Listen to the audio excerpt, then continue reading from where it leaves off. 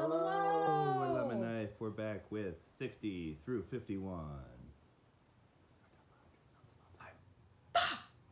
Number 60.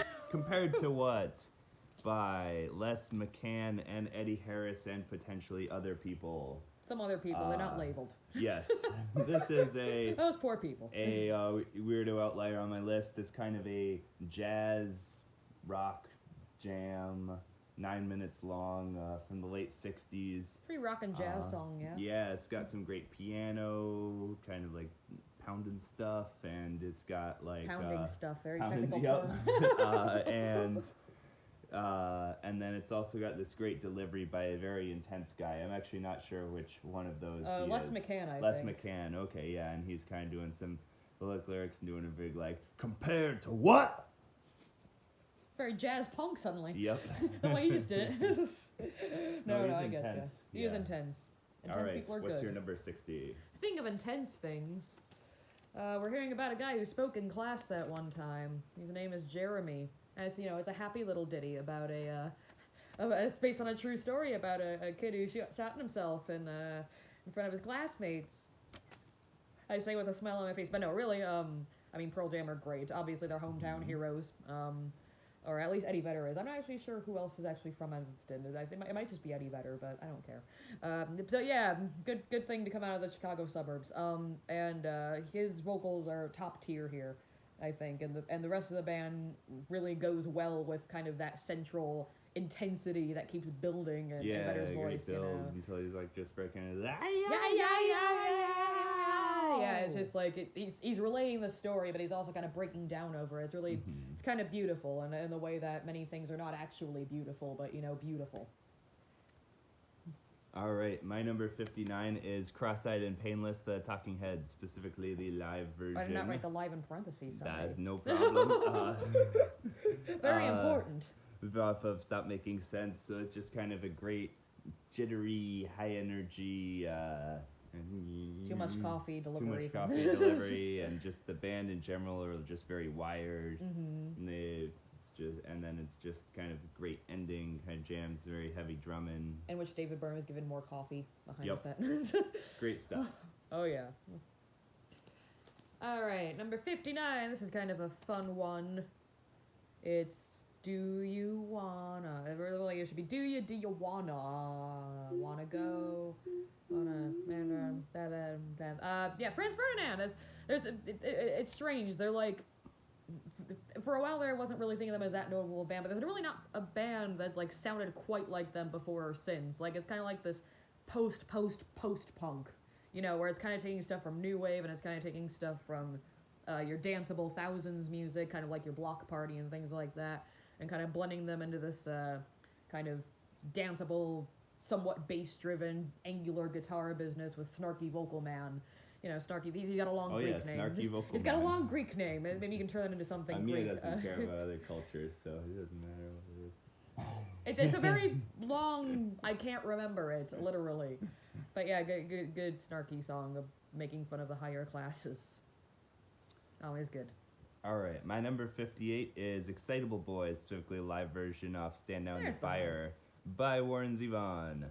And so this is kind of, 40 years before Me Too, Warren Zevon is already talking about people just saying like, oh, not a big dismiss deal, it. boys will be boys, yeah. So he's talking about this excitable boy doing various off-limits things, starting with him just like, innocently rubbing the pot roast on himself and ending with some rape and some murder and such. And all the time, oh, he's just an excitable boy. Yeah, just explain it away, yeah. It's pretty ingenious. I didn't recognize Yeah. that for a while there.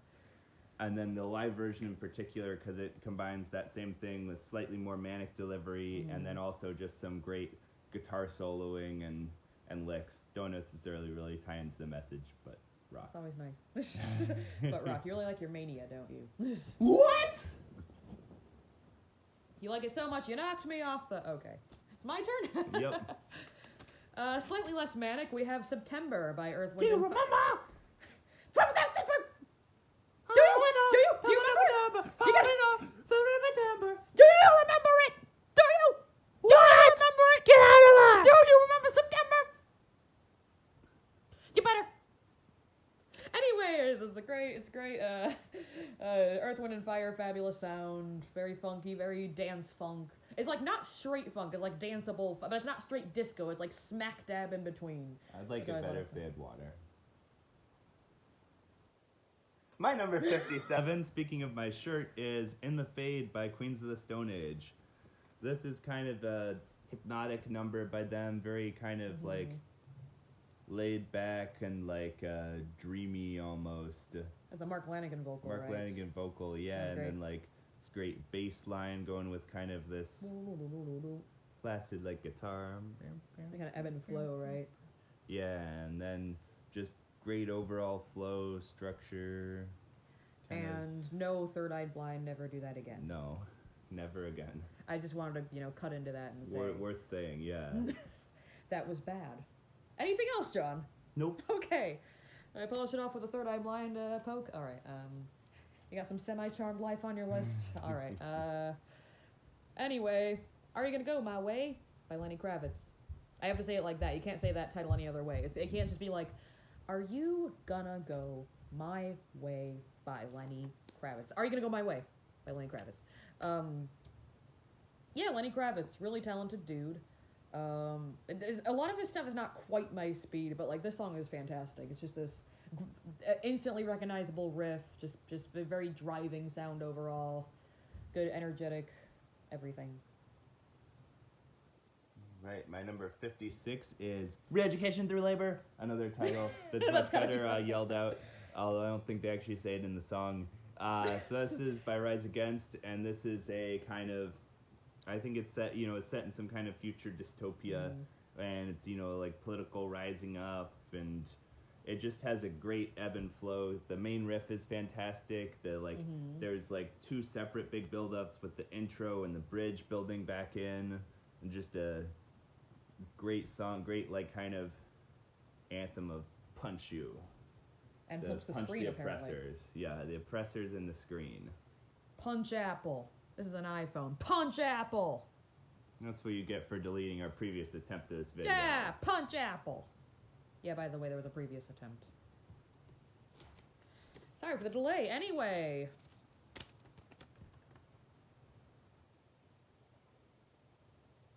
Don't stop till you get enough. What was that?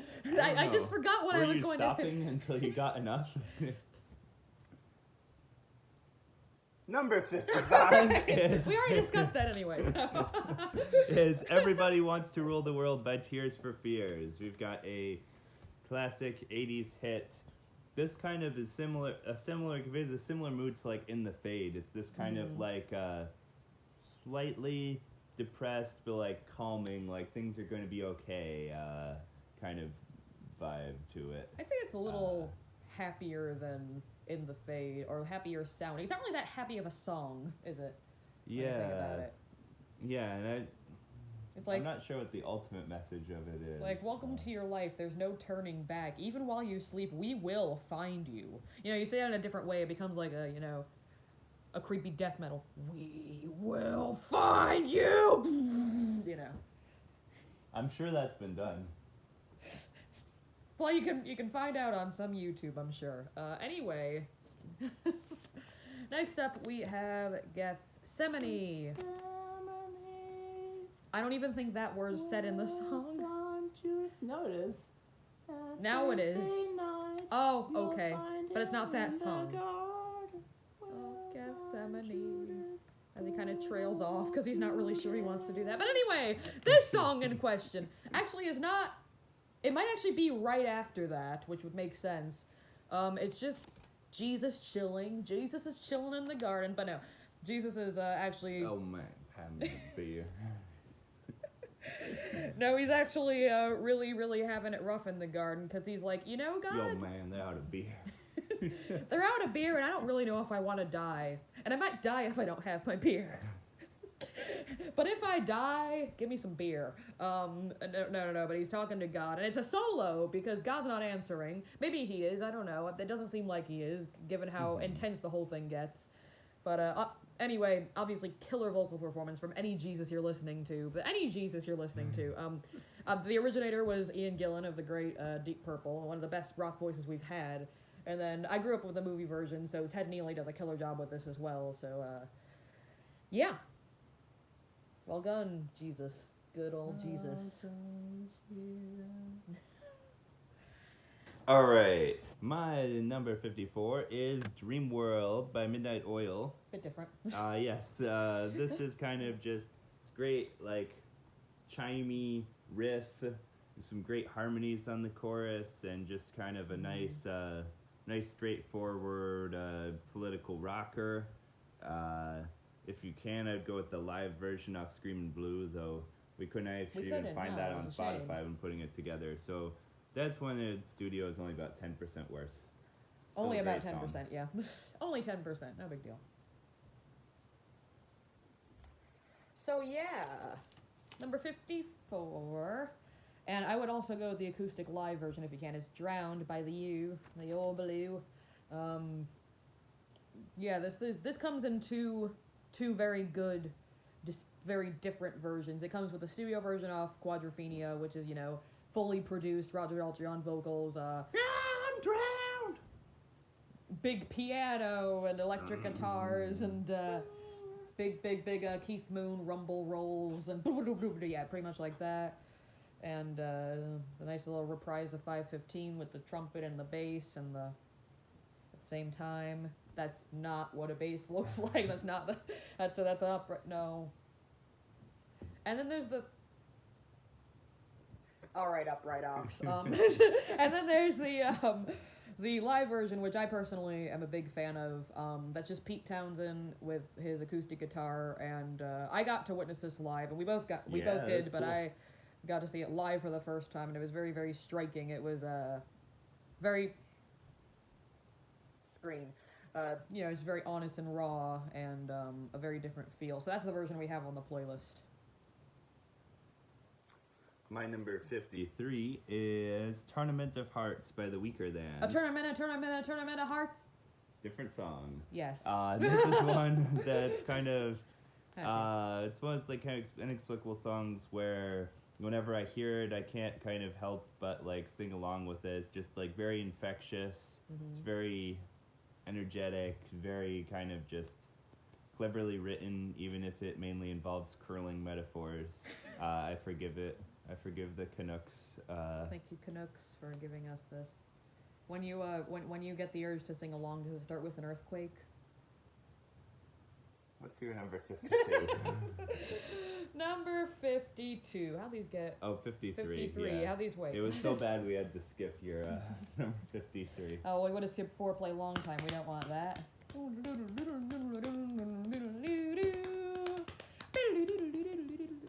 Okay, gotta play the drums for a second. Around different parts of this. Boom, boom, boom. I'm just trying desperately to get the bass bit in there. Why won't you let me have the bass bit, John? You don't get bass. Anyway, Boston, man, what a band. That debut album, they never released anything like that debut album. Again, it's a shame because their debut album was just a flippin' masterpiece. And this song is like probably their best guitar solo. Great guitar parts in general, and of course only one not played by Tom Scholz. And of course Brad Delp, the incomparable Brad Delp on vocals. That may rest in peace. We never really had a voice like that again. Delp the Yelper. Delp the Yelper. Hey, Delp the Yelper. Rest in peace, Delp the Yelper. Brad the Delp Yelper. What's your number 52, John? It is Hammerhead by The Offspring. This song is basically just a like pure adrenaline rush. It's got that great riff. It's got not kind Rush. of no, not Rush. That's coming next video, I guess. Mm-hmm. It's just kind of got a great kind of two-part structure where there's this like killer riff for a couple verses and choruses, and then it goes into like kind of an even bigger, even more like rocking out like bridge. Oh yeah. Great drum part, one of the more drumming serious along songs, to it. right? Yeah, one of their more serious songs as well. It's either about Iraq or a school shooting or some combination of the two. Kind of a PTSD sufferer, leading it off. Wow, it's like a. And see, now I'm trying to picture like either the Offspring doing a Rush song or Rush doing an Offspring song. Neither of them are actually coming together in my mind. It's like. You keep them separate. No. Or no, his mind is not for rent. Okay. No, it's mine not for rent. But when you got a government. All right. Anyway, before we go too far into this, my number 52 is also about killing in a different way and in the name. But no, Rage Against the Machine, I still consider that, it's really cliched, but I consider that their definitive song because it's kind of just like all of the best parts of them. And they have a lot of great songs, but this is my favorite of theirs, and just, you know, you've got the big bass sound, and you've got Zach De La Rocha going nuts. If he were an actual rapper, he'd be like my favorite rapper, you know. But he's not an actual rapper. Is he not an actual rapper? And he's a rock, you know what I mean. If he were like in the hip hop genre instead of like the rock genre, you know, he'd be awesome. And then of course Tom Morello doing wee wee wee wee wee. I'm an ambulance. Great rhythm section too. Yes. All right. We should cover that again sometime. Yeah. Speaking of ones that we've covered, well, maybe not live. This is Ballad of the Sin Eater we haven't done it by live yet, Ted we should. Leo and the Pharmacists. This is off their great album Hearts of Oak, and it's just kind of, it's like a travelogue of a guy going through like misadventures in various places in Europe. It's kind of like, it's written in like the Bush years right as the Iraq War is starting, so it's kind of like, yeah, all these people hate us Yeah. for good reason. You didn't think they could hate you now, did you? Oh, but they hate you because they're guilty. Yep, and also just great drumming, just great like memorable lyrics, kind of Great delivery not of quite them, yeah. storytelling, but like kind of just adventure. But see, before you got to the Bush years bit, it could have been like, you know, a nice college movie soundtrack song. Yeah. You know, yeah, Misadventures in Europe, woo! When you're robbed and your brother is the thief. Do. Okay. Anyway, all right, John, you can go to sleep, but this is the last time you'll have to deal with a classical number on my list. This is my favorite classical piece. It's called Valkyrie, Ride of the Valkyries. You all know this one, even if you don't think you do. It goes ba-dum, ba-dum, bam, bam, bam, ba-dum, bam, bam, bam, ba-dum, bam. Alternatively, you know, if Looney Tunes makes a whole cartoon about your opera, you know you've made it as a composer, so it goes, kill the wabbit, kill the wabbit, kill the wabbit, kill the wabbit. And then Bugs Bunny goes, kill the wabbit? And then I start hiding away behind the shoulder, and I disappear forever. And ever, and ever.